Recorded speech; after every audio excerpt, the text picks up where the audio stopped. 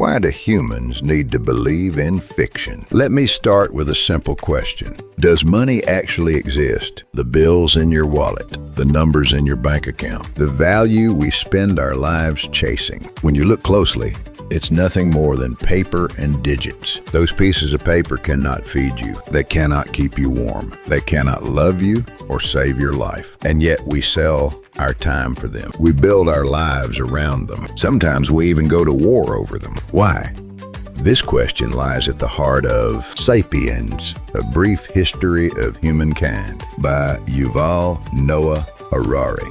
His answer is surprisingly uncomfortable. Humans dominate the planet because we can believe in things that don't physically exist. Consider this. Could you gather 50 chimpanzees and organize them into a stable institution? Almost impossible. Chimpanzees cooperate only with individuals they personally know. Their social world is limited by direct relationships. But humans are different. We cooperate with millions of strangers. How? Because we can believe in shared stories, nations, laws, money, corporations, religion. None of these exist in the natural world the way mountains or rivers do. They exist in something else, the collective imagination of human beings. Take Apple Inc., for example.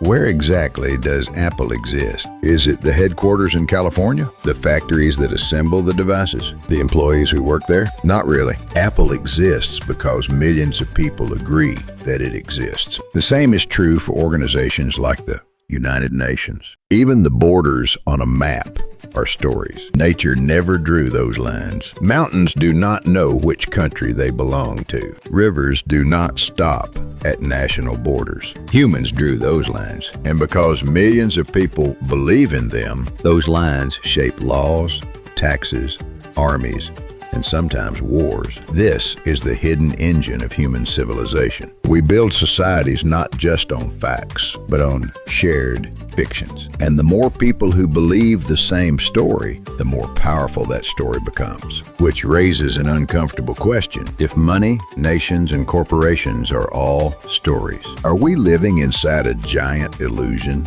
Perhaps, but there is a deeper truth here. Human societies are rarely organized around pure facts. They are organized around shared belief. When one person believes something, we call it a delusion. But when millions believe the same thing, we call it reality.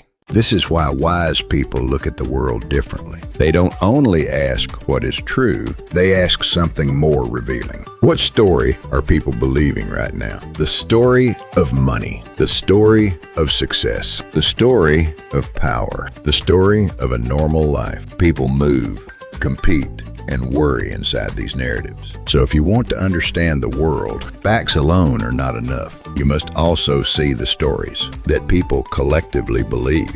And now, let me leave you with one final question. At this very moment, we are all living inside certain stories. The story of money, the story of success, the story of nations, the story of what a life is supposed to look like. But how many of those things are truly real? And how many are simply stories that we have all agreed to believe? And here is the deeper question. If people stopped believing those stories tomorrow, would they still exist? Perhaps the force that shapes human history is not truth itself, but the story that the largest number of people believe. So the real question is this: are we living in reality or inside? The most successful story humanity has ever told.